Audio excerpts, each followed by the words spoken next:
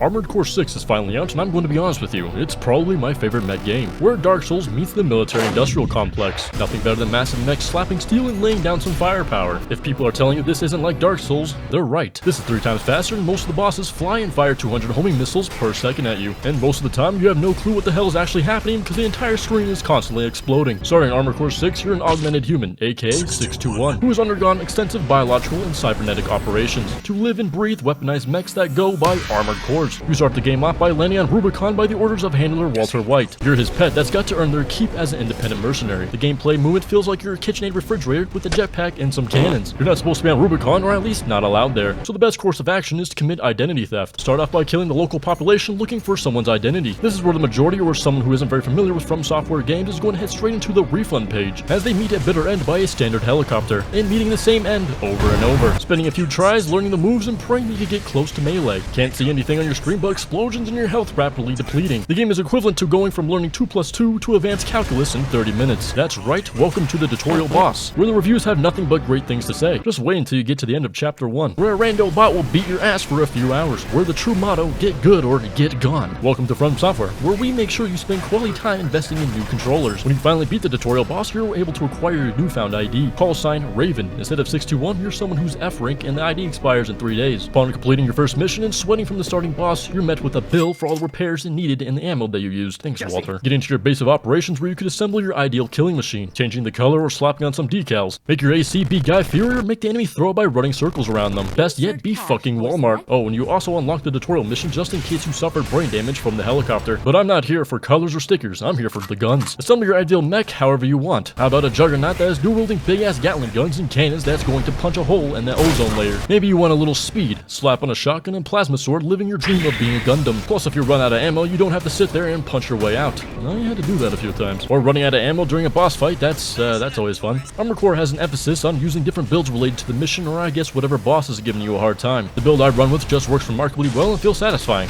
until it doesn't. Luckily, you can swap out parts or completely change your mech before a boss fight if you have the parts to do so. Like if I'm tired of fighting a boss for a few tries, I will dual-wield the Zimmerman and delete anything in front of me. It's not that I'm tired of fighting the bosses, even though some have crazy unfair kits. It's the fact that someone is always talking to me. Walter, Cinder, the voices in my head. Always someone babbling on about something while I'm trying to focus on flying this KitchenAid refrigerator. The worst is when there's a big open pit and my mech runs out of breath in 3 seconds. Second time is the way. Ah, shit. Can 621 not have a schizophrenic episode for one boss fight? If you decide to go down the path of oversized and the heavy route, you're going to find it takes up a good portion of the screen. I can't see anything. Hopefully things are dying and I'm winning. I try to be tanky as possible, as dodging is a little useless with lock-on missiles that will follow you to the end of the earth. Speaking of being useless, the scanning mechanic. You can see other mechs through walls. I only use this once in my whole playthrough and never again, because nobody is hiding. Everyone is out in the open wanting to smoke. Some of the missions have decisions that impact the game's storyline, being good or bad. The storyline is very complex, sometimes hard to figure out what the hell is going on. But don't worry, that's why I'm here. I'm going to explain everything you need to know. You're 621, aka Raven, Walter White's bitch, sent to Rubicon, a planet that has powerful energy source called Coral. As an independent merc, your mission is to seize control of this coral, developing schizophrenia during your time. Taking sides with corporations that all want this coral, and for sure won't ever betray you and care for your needs, like RAD, PCA, Rubicon Liberation Front, Balaam, and Arquebus, like the Vespers, but within Vespers, Rusty is the only one I respect. Just to name a few, all battling for this damn coral.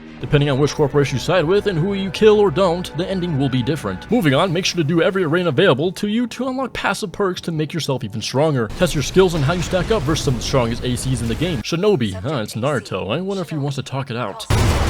Or try your luck in multiplayer for no reward except smoking the enemy. In some missions, you get help from fellow ACs. Hey, look, it's Rusty. Nice weapons you got there, bud. Easier work, Rusto.